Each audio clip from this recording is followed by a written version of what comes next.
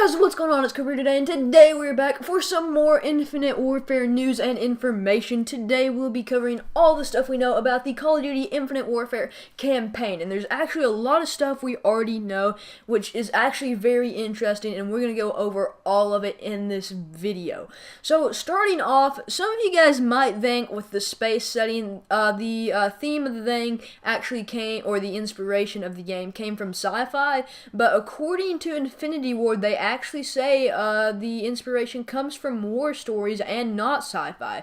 They completely stated that it was not sci-fi that inspired them. This might be kind of like a marketing tactic to try to get people to buy the game because it's not based on sci-fi or whatever, but regardless of the fact of what it's based on, we will still be in space and there will be space combat. Another thing people might be wanting to know is this tied into Ghost any at all? Because we did indeed have some space missions in Ghost. Well, I think we only had like one or two. I wouldn't say some. But anyway, it is not tied in with Ghost at all. They stated that it is completely different from Ghost. It's a new subtitle or a new brand for Activision, and it will not be connected to Ghost anymore, which that kind of leads me to believe there will never be a Ghost 2, which kind of surprises me. I really thought that was going to come out sometime, but also the marketing for that would be absolutely trash just because it had Ghost on the name.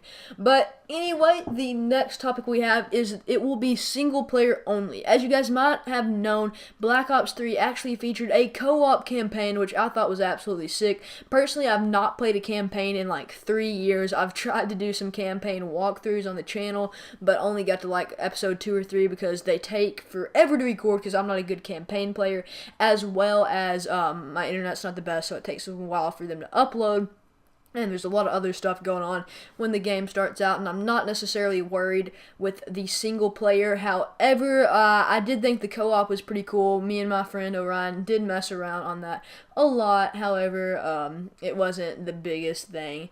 Anyway, it will be single player only this year, so I'm sorry for you guys that really liked the co-op campaign. Next up, we will be playing as Lieutenant Reyes. I'm not exactly sure who that is. I'm pretty sure that's the female character, though.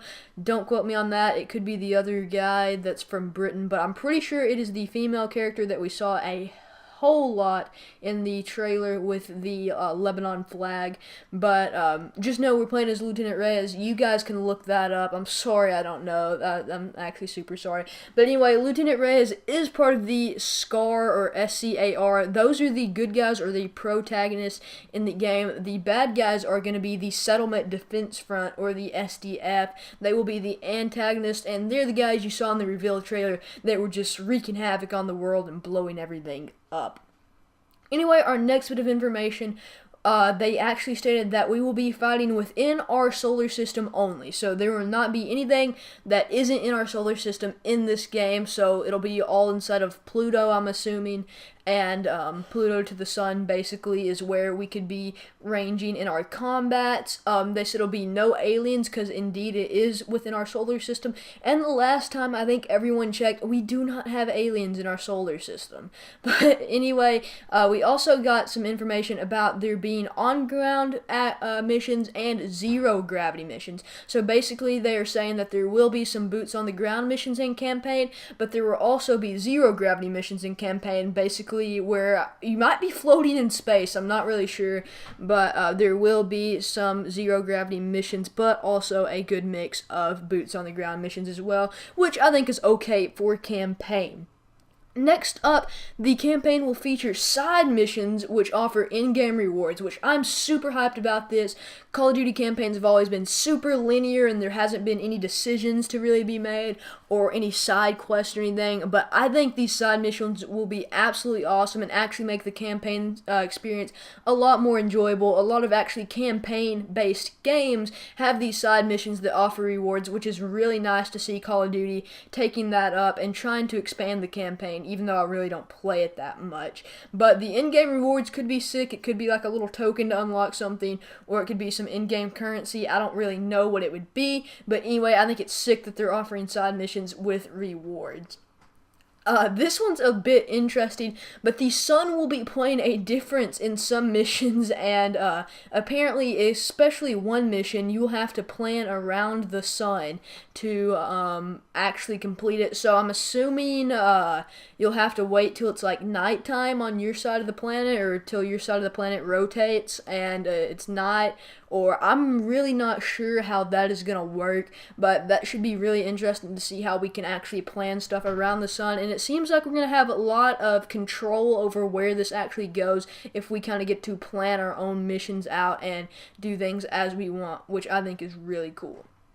Also, something kind of interesting, we pointed out the UN-S8 Retribution was like shooting up in the air with us when I did the Reveal trailer breakdown, and actually the Retribution is the player's home. So that's where all the players will be staying, or specifically you will be staying. That'll be like your little home base, the Retribution ship. It looked pretty big, I will admit, so we might have a little spacey home. No pun intended. Anyway, on to our last bit of information. We will have our own personal fighter jet, which I think this is absolutely epic. They're calling it Jackal. I mean, that doesn't make any difference to me, but it will be fully customizable. Well, just kidding, not fully customizable. They said it will be customizable. Getting a little ahead of myself. I really wanted it to be fully customizable. I don't know exactly what this means. I don't think anyone does. They just said it'll be customizable. We don't know what that means yet. I don't know if that means we can be getting upgrades for it. So like the side missions could possibly give us upgrades for our fighter jet, and that would be absolutely sick. Or it just means like we can put different camos or paint jobs on the fighter jet, which I think would still be really neat, and I would really enjoy that. I'm just overall excited that we're having more kind of choices over what happens in the campaign this year. We'll have our own side missions that we can do if we choose. We'll get to plan some of our missions out, and we'll have our own things to personalize, which I think is really cool.